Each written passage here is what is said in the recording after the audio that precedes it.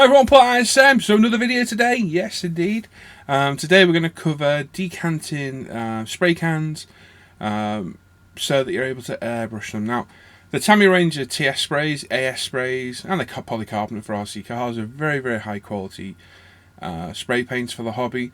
Absolutely superb, very well priced. You get more in there than some other manufacturers of paint similar to them for the same price, and they are a very reliable spray. They do rattle can well, very well when I'm testing them on spoons, etc. I tend to use the actual spray itself, but for using them on your actual models, I think airbrushing them is the way to go. It gives a much smoother finish, use a lot less paint, there's a lot less wastage as well, and it's very, very simple to decant them. There's other videos out there, but I thought I'm doing it this morning anyway. It'll take me 5 minutes to film, I might as well do it for you. All you need is your spray, a straw, some white tack, and a bit of patience, and that is it. So there you go. So we'll have a look. I'll run through what we need first, and then we'll have a go at decanting the paint. So, right, what do we need to do this? Well, first off, you need your rattle can, which in our case is a Tamiya TS12 colour. I need one of my next builds, so there's the paint. You need a drinking straw, preferably one with a bendy in it. Ooh. You need some sort of receptacle to put it in, preferably bigger than what you need, or as you might get a bit of blowback. You need some masking tape large enough to cover the top of your receptacle. You need some white tack, blue tack, plasticine. You can even use masking tape, thinner stuff if you need to, but this works best. Some to cut, some scissors, and a knife. That's it. So, how do we do it? Well, first off, let's put a bit of masking tape over the top of our measuring cup. So we're going to just pop it over like so. Always find it easy to go the other way as well, just to give it a bit more security. It's not vitally important, but it does help. And then we're going to put a little X in the top, bigger than the straw we've got. But then to get our straw, obviously we've got our bend there, and you want to do about equal lengths roughly of there and there. I'm going to go a little bit shorter actually, that end. And then we need to put, now some straws are bigger than others. This one is ever so slightly too thin to actually physically fit, so I've had to put a little nick in it. So all I've done is I'm putting the tiniest of nicks. I'll show you on the other end, probably about ½ centimetre long, 5mm, 6mm, and then what we're doing is we're just putting the nick at the top like so, giving it a little twist, popping it on, and it'll stay on then. And if I zoom in a little bit, you'll see what's happened. So the little nick's at the top, it's wide enough, but there's a little gap, so this is where the white tack comes in. Now the white tack also comes into play to help secure the straw on there and stop it flying off when you start to decant the paint. Now, the paint's going to come out a lot slower than you actually think. It's not as violent as people think. So don't be worrying about this thing flying off, but still keep a hold of it like I do. In a minute, just pop your white tack, blue tack, plasticine, whatever underneath, give it a little squeeze, make sure you don't press down on the nozzle or you'll get premature paintillation. You don't want that. Pop it in, make sure the top is well and truly covered, like so. Obviously beforehand, make sure you give your paint a really good shake, probably about a minute. This has already been done, just going to give it a quick recap. Tamiya rattle can paints are very, very high quality. It's a synthetic lacquer. I've had great success spraying them, either straight out the can, but they are definitely better decanted and airbrushed. Also beneficial to warm the cans up. Place them in a little bowl of warm water for 5-10 minutes. Warm, not hot. There we go. I like to shake it and then just get that ball around the bottom to get any loose sediment. As you can see, that being held on by there actually is pretty strong. Now, the hole in the top, like so, So there we go, we are inside. What I like to do is just hold it like that, push back on the straw, and we're going to decant slowly. So there we go. Obviously make sure you're doing this in a well ventilated room, not over any models because you can get messy. Away from pets, family members, gerbils, hamsters, eagles, sharks, anything like that. Now, the tough question is, how much should I decant? Now, don't do the entire can. It's going to keep for longer in the actual spray can itself. Decant what you think and a little bit more. So we're probably at about 15 ml, and that will do me. So if we do that, we'll pull that out the bottom, like so. Make sure there's no drips. Out we come. So there we go, we're still on there. I'm going to try and get that off again without causing any drips. There we are. As you can see, the white tack did its job. We've probably got about half a can left in there. I did spray some the other day, I test sprayed it. And there we are, as simple as that. Very quick, very easy. Now, obviously put these somewhere safe. I've got a load of them. They are fantastic paints. As you can see, I've got about half a 30 ml medicine cup full of it, roughly. Now, the most important thing to do is you've got to let this off gas. There's two reasons. Number one, if you spray it while it's still got propellant in it, it'll go all screwy on the model, so you do not want to do that.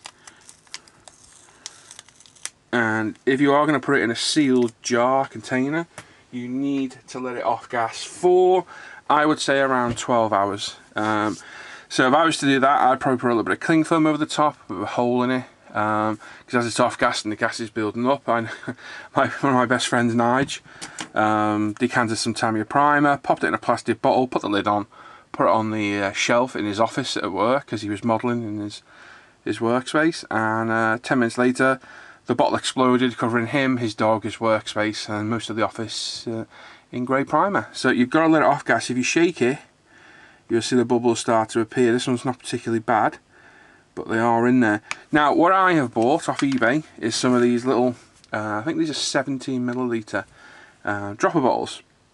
So they come with the bottle, the little lid, and the cap for the top too. So once I've decanted, I then pour it in.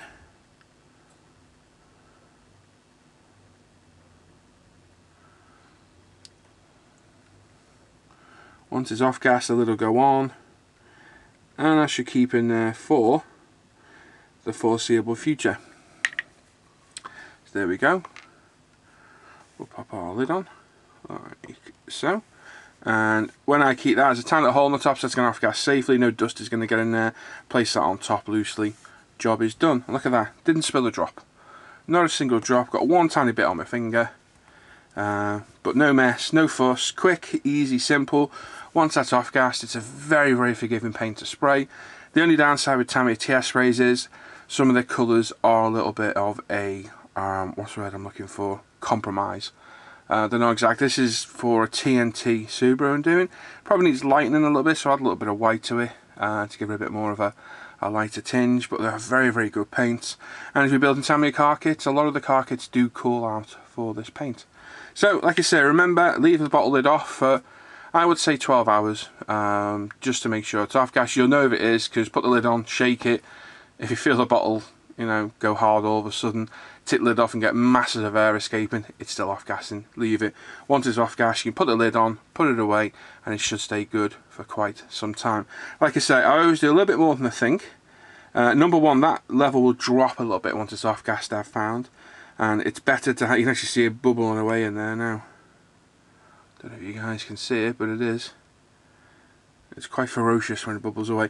I always think it's better to do too much than too little so you don't run out halfway through your project. And there we are. So that's it. Okay, there we go. All done. Quick, easy, mess-free, simple, job done. The most important thing is let it off gas. If you don't, it will really bite you in the arse. Do not put a lid on it because it will explode, trust me. I've not seen it happen, but I've seen the after effects. And yeah, follow my guide. You won't make a mess. It won't be all over you. And it'll be nice, simple, and quick. There we go. Like I say, very good paints at Tamiya TS sprays. A lot of the Tamiya car kits call out for them. Tamiya makes them specifically for some of the car kits, so they're a good match. And like I say, you get 100ml for about £5. It's good value for money. It's nearly double the equivalent of some other paints, so absolutely brilliant. There we are. Hope you found that useful. If I can think of any other videos relating to car kits I'm doing lately, I will. I think I'll do one on de-seaming bodies, because that keeps getting asked as well. It's always easy to refer to a video. I don't want to do a full build series because it just ruins it. This is my hobby as well. I think a lot of people forget that. And when you start video building things, it can kind of take a bit of the fun out of it for yourself. And yes, for anybody else, so we'll get back to the 109. And the Kraz, what Kraz? No idea. Never heard of the Kraz. But I will go back to that 109 at some point, I do promise. But yeah, so I don't want to do a full build series, not yet anyway. But some of the pertinent points I'll certainly go over and we can look at. So there you go. If you've got any questions or comments, pop them in the comments down below. I read all of them, every single one. And I do appreciate the feedback as well. Glad you found some of the other videos useful, the decal and the 2K one.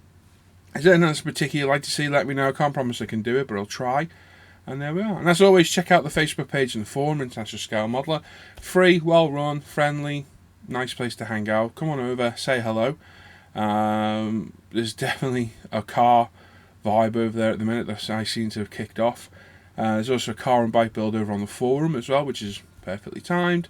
And starting tomorrow, myself and a few friends have a MiG-21 buddy build / SIG starting, which we've been looking forward to for quite some time.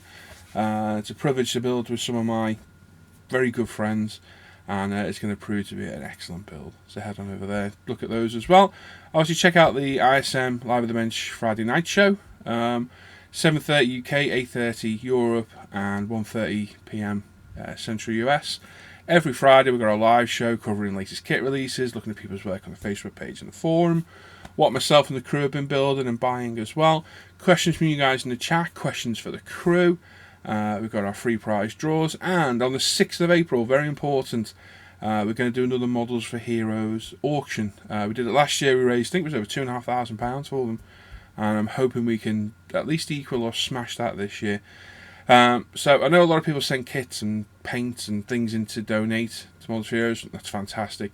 If you've got anything like to donate to the auction, because people tend to pay over the price of the product to donate as well. So rather than just giving money, which is great, again, I'm not belittling that, if you can take part in the auction, you get something out of it as well. So it's a win-win both ways.